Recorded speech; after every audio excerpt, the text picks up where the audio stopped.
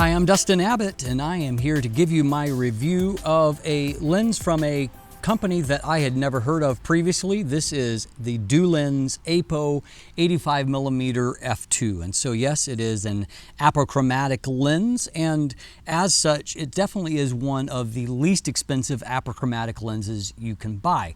Not cheap necessarily, it'll still run you between $500 and $600 US.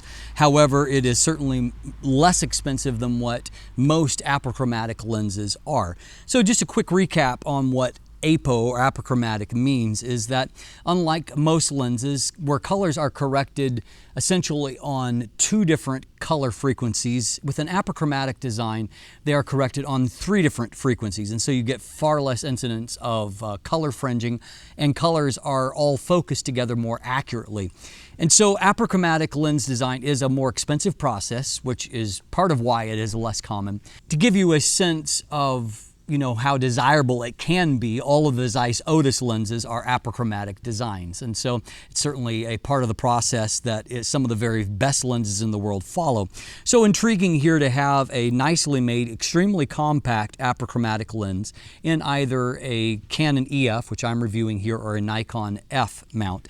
Now this is a lens, as we're going to see, that I think is probably best suited for those that are looking for a video-centric lens. It is manual only, but it has a lot of the manual features that really work well for video work, and I think it's a really executed little design here, and which we'll explore more in just a moment.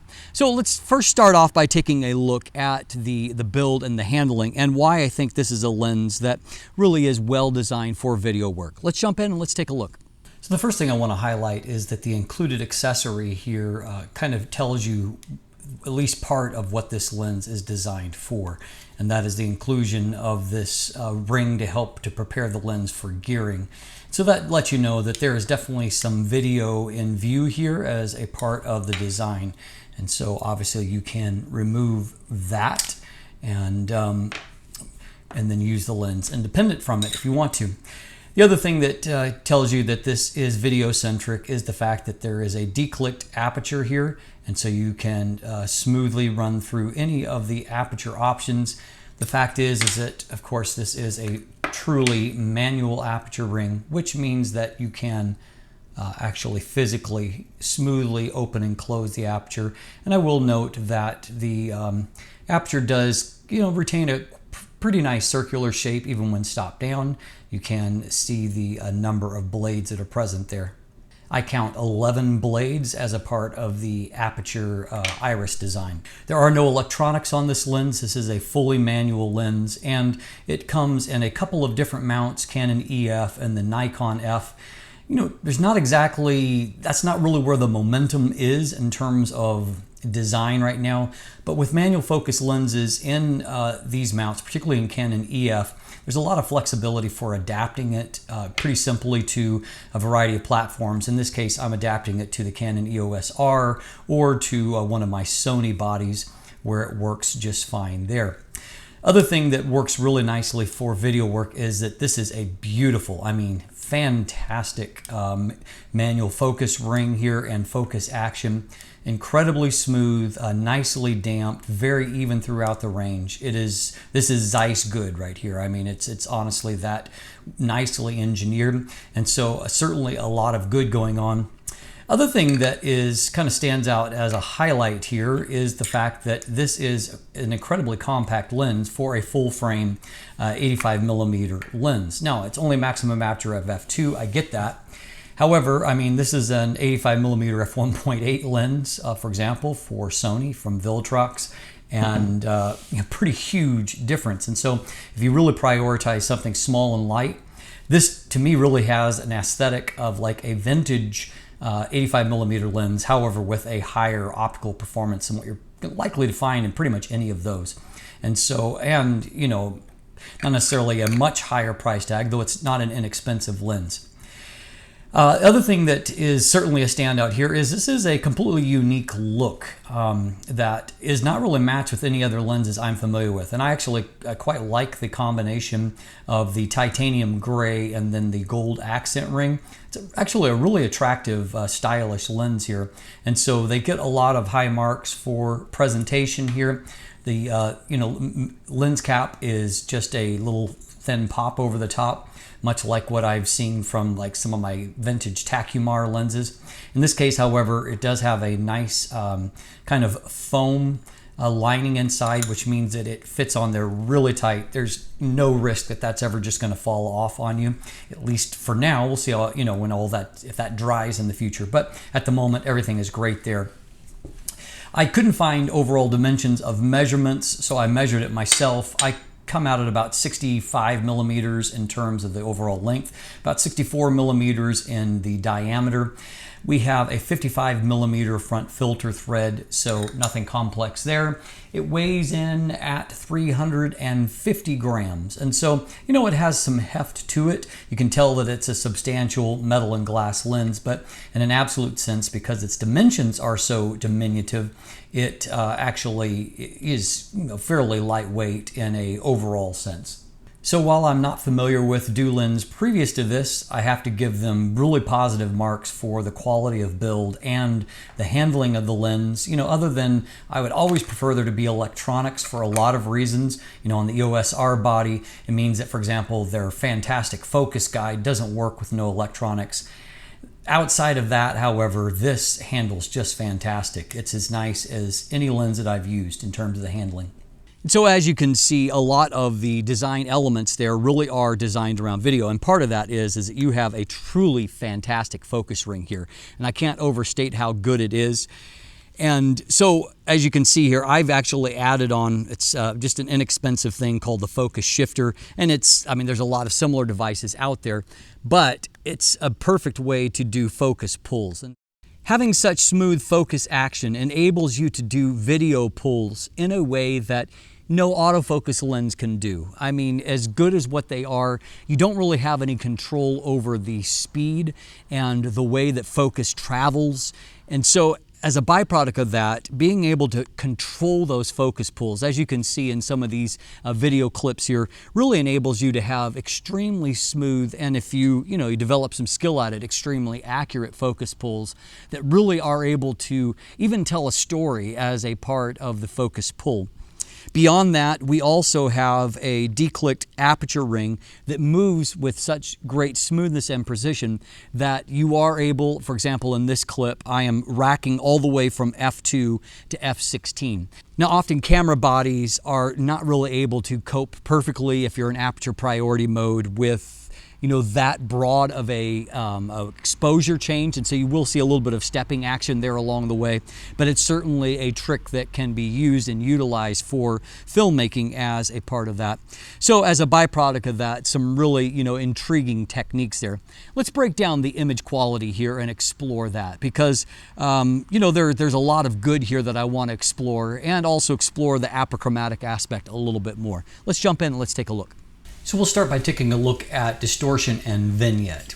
As you can see, distortion is pretty close to non-existent. There is I think a fraction of a percent there, but you're not going to have any issues with distortion. Vignette does exist, and it's a little stronger in the corners, what I would like. I kind of prefer a little bit more of a smoother transition, more linear transition. However, as you can see, it's not a problem to clean it up. I'll show you what I did. I didn't do anything with distortion. There's not enough there to correct even within a percentage, but I did add a +38 to vignette, wide open, and then I slid the midpoint all the way over, and voila, we've got a nice clean end result. At f2.8, you can see the vignette is reduced significantly, just some lingering in the far corners. Again, you can clean it up with a smaller amount in the 20s range. Now, of course, this is billed as an apochromatic lens. I will point out, however, that not all apochromatic lenses are created equal. And I think that this one doesn't entirely correct for all aberrations. We'll look at, however, that could be a mixed bag of both good and bad. So there's not a whole lot of fringing that shows up here, maybe a little bit of green fringing after the plane of focus. However, If I compare it to the Samyang 85mm f1.4 lens for Canon that I reviewed a few months ago on the same body here, you can see that there's really not a whole lot more of the fringing here on the Samyang, even though it's not billed as an apochromatic lens. I don't see a major difference there.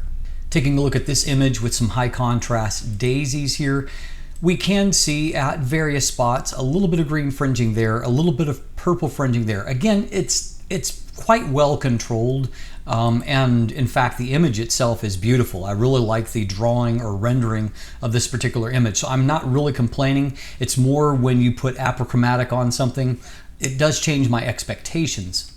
And in this image, for example, if you look down in this area, there is a little bit of purple fringing that you're seeing before the plane of focus. So anyway, not a perfect correction of aberrations, maybe not a bad thing, as we'll see in a moment. So f2 wide open, if you're looking just at a pixel level, I mean, you've got a pretty great looking, nice and crisp result right across the frame. Now, I get a little bit more critical than that just for the sake of pixel peeping and comparison purposes in these reviews. So we're going to jump in a little bit closer to a 2:1 level. So again, I'm using that same Samyang as a comparison point at f2. Now, I will kind of clarify what I'm about to show you in that it was a shockingly good comparison to the very expensive Canon RF 85mm f1.2 L series lens, and the Samyang actually performed quite well compared to that. And so in this case, the Samyang does have a little bit better contrast. It stopped down a stop at this point. And so I do slightly prefer its performance in the center of the frame, even more so at mid-frame where the Samyang looks really, really excellent. And down into the corner, it also looks stronger there. This is a good performance by the Dulens lens, but not quite as strong as the Samyang. If we stop down to f2.8, what we do see is an improvement in the corner. It looks obviously brighter and cleaner there. Also in mid-frame, we're seeing an improved performance here as well. Here's a real-world image at a 1:1 pixel level, and you can see it looks really, really nice. A good delineation, good detail that is rendered there. And, you know, from side to side in the frame, everything, which is where our plane of focus is, everything looks nice and crisp. Good color, good contrast. It's a strong performance. So stop down a bit for comparison. The Samyang still looks a little bit stronger in the center of the frame, it also in the middle of the frame, but the margins aren't as wide at this point. And so you can see that the Dulens is really delivering a strong performance here. Stopping on down to f4 and f5.6 shows that we can get to really excellent levels in the corner of the frame. So we've got a really strong performance here at small apertures. Now at our minimum focus distance, we have a rather poor magnification figure. 85mm lenses are never strong in this area, and this one is a hair worse than usual, I would say.